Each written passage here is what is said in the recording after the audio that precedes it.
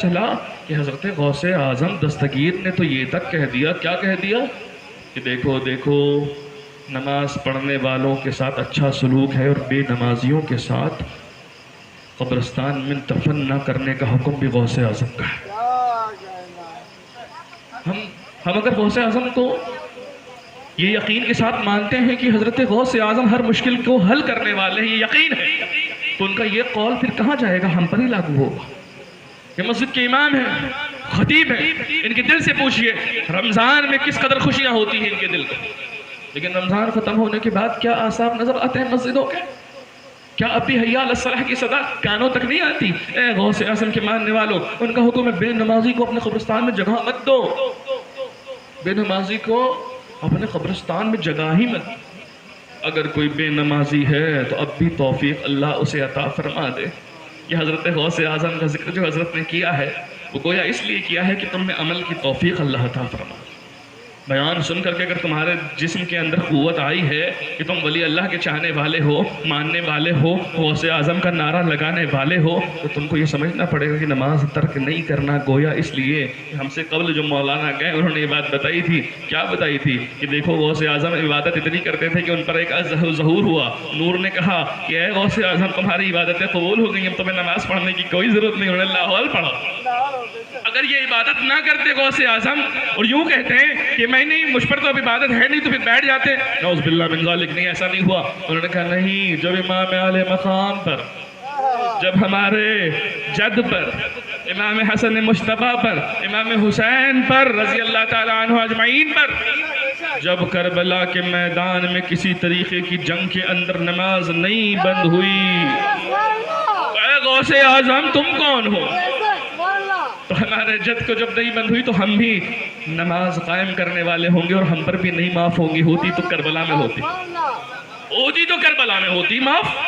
اب وہ نماز تم کہتے ہو کہ کون سی پڑھتے تھے؟ سجدے والی پڑھتے تھے بھائی، یا پھر تم وہ مقام حاصل کرو جس پہ کہہ سکو، لیکن ابھی وہ مقام تمہیں ملے گا نہیں اتنی آسانی سے، بڑی ریاضتیں کرنی پڑیں گی۔ تمہارے پیر ضرور پہنچ سکتے ہیں، میں ان کو نہیں کہہ سکتا، اللہ جانے پہنچ جائیں، اللہ کرے پہنچ چکے ہوں، اللہ کرے، لیکن تمہیں تو شریعت کے دائرے میں رہ کر کے پہلے نماز ادا کرنی۔ ارے بھائی کیسے چھوڑ سکتے ہو؟ کیا تم بار بار یہ نہیں سنتے حسین نے سجدے میں سر کٹایا؟ سجدہ کا ورڈ آتا ہے کہ نہیں آتا؟ اب سجدہ کیا کیسے جاتا ہے بتاؤ تو؟ کھڑے ہو کر تصور میں یا پھر زمین سے اپنی پیشانی کو لگا؟ جب حضرت امام حسین نے سجدہ زمین پر رکھ کر کے کیا تو تم کیسے کہہ سکتے ہو کہ وہ نماز یہ نماز، وہ نماز یہ نماز؟ اس فرق سے باہر نکلو، آؤ اصل میں تم طریقت کی نماز، شریعت کی نماز، حقیقت کی نماز، جو نماز ہے وہ یہی ہے کہ سجدہ زمین پہ ہونا چاہیے۔ ہاں اللہ تعالیٰ پھر قرآن میں کہتا ہے میری یاد کے لیے نماز قائم کرو۔ ہاں یقیناً یاد کے لیے قائم کریں گے اللہ عز و جل، لیکن ان امتیوں کو جو شریعت کے باہر ابھی نہیں جھانک پا رہے ہیں، سمجھ نہیں پا رہے ہیں، چاہ نہیں پا رہے ہیں، کر نہیں پا رہے ہیں، ان کے لیے تو یہی نماز ہے افضل، یہی معراج ہے افضل۔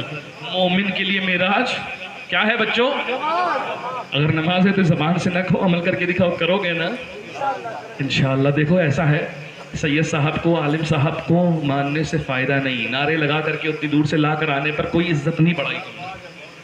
اگر عزت ان کی بڑھانا ہے، میری بڑھانا ہے، تو ان کو بھی مانو، ان کی بھی مانو۔ جب تم ان کی مانو گے تب تم نعرے نہ بھی لگاؤ، اس لیے کہ تم ہمیشہ ان کی نظروں میں رہو گے۔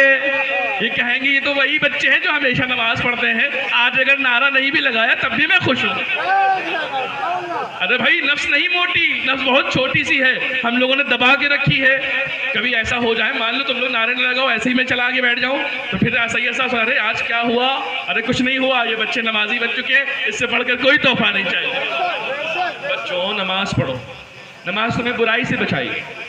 میں نے ایک قرآن کی آیت پڑھی، میں اس مفہوم پہ اب آتا ہوں، حضرت نے جو بات کہی کچھ حد تک پہنچائی حضرت، اللہ کا شکر ہے۔ اب میں اپنے موضوع پہ آتا ہوں، میں نے کیا کہا؟ اہدنا الصراط المستقیم صراط الذین انعمت علیہم۔ مطلب کیا ہے؟ مطلب یہ ہے اے اللہ ہمیں سیدھے راستے پر چلا، ان لوگوں کے راستے پر جن لوگوں پر تیرا انعام ہوا، پانچوں پیرن انعام یافتہ بندوں میں سے ہیں۔ پانچوں پیرن نے آ کر کے ہمیں لا الہ الا اللہ سکھایا. پانچوں پیرن نے آ کے بتایا اللہ ایک ہے. پانچوں پیرن نے آ کے بتایا اللہ کے سوا کوئی عبادت کے لائق نہیں.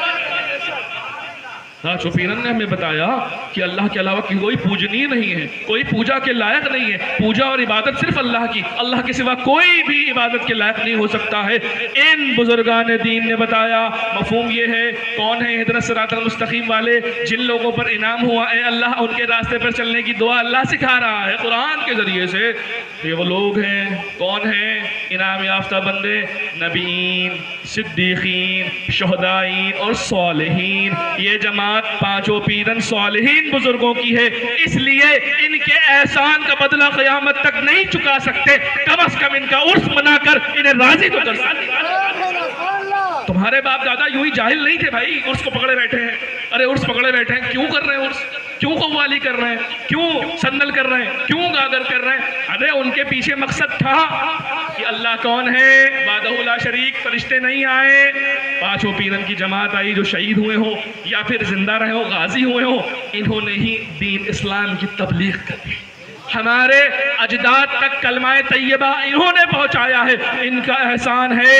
گویا یہ اپنے یہاں زندہ ہیں, ہم ان کو کیا کرتے ہیں؟ وسیلہ اللہ کی بارگاہ میں پیش کرتے ہیں اور کہتے ہیں مولا انہوں نے جو کلمہ ہم تک دلوں تک اتارا ہے اس کا کوئی صلہ ہم انہیں نہیں دے سکتے. کم سے کم ہم اگر ان کی یاد میں یہ محفل منعقد کرتے ہیں, یہ لنگر تقسیم کرتے ہیں, اسے ہی قبول فرما لے. اے اللہ مبارک ہو اس کو بزم کو سجانے والوں, تمہارے ہر ایک روپے کا بدلہ اللہ ضرور تمہیں عطا فرمائے گا.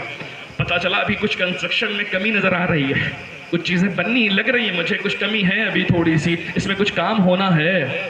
تو بھائی کون کون اس میں حصہ لے گا؟ سب ہاتھ اٹھائیں. چاہے 100 روپے کا حصہ لیں, پر لیں گے نا انشاءاللہ. ہم بھی حصہ لیں گے, ہم بھی بھجوا دیں گے, جب کام لگے ہمیں بتا دینا, ٹھیک ہے انشاءاللہ. گویا اس لیے کہ اگر تم نے کسی اللہ والے کے گھر پر اگر چھت ڈلوا کر کے یہ سوچا کہ یہ زندہ ہیں اور عبادت کرتے ہوں گے, اور بارش کے وقت یا کسی بھی وقت کسی بھی چیز کی کوئی تکلیف جیسے زندہ انسان کو ہوتی ہے, اللہ انہیں خیر ان سب سے پاک ہے. ہماری یہ چاہت ہے کہ ہم گنبد بنائیں, اچھا سا سجائیں, اس کے اندر ٹائلز لگوائیں, زمین اچھی بنوائیں. اگر ہم یہ امید کرتے ہیں کہ ہم اس کو اور بہتر کر سکتے ہیں یا کچھ کام باقی اس کو کر سکتے ہیں, تو ان کمائیوں کا جو صدقہ اللہ عطا فرمائے گا تمہاری نسلوں کے اندر ایمان باقی رکھے. تو کیا ہے اہدنا الصراط المستقیم صراط الذین انعمت علیہم؟ انعام یافتہ بندے کون ہیں اللہ کے؟ وہ ہیں جنہوں نے اللہ کی وحدت ہم تک پہنچائی. تو میرے بھائیوں, میرے دوستوں, گزارش یہ ہے کہ تم سب جتنے لوگ ہو سب اللہ اور اللہ کے رسول کے ماننے والے ہو, اولیاء اللہ کے ماننے والے ہو. تمہاری تعداد کم دیکھ کے تھوڑی سی دل کو تکلیف ہوئی ہے. کیوں ہوا؟ وجہ یہ ہے کہ کیا تم کو لگتا ہے کہ یہاں پر جو فیضان بٹ رہا ہے وہ تمہارے کام کا نہیں ہو سکتا؟ ارے نہیں, یہی تو فیضان تمہارے کام کا ہے. تمہارے جو بچے چھوٹے چھوٹے جگہ کے تم نے انہیں بیٹھا ہوا ہے, بھلے ہی ان کے سمجھ میں کچھ نہیں آ رہا ہے, اللہ تعالیٰ ان کو بھی اجر عطا فرمائے گا.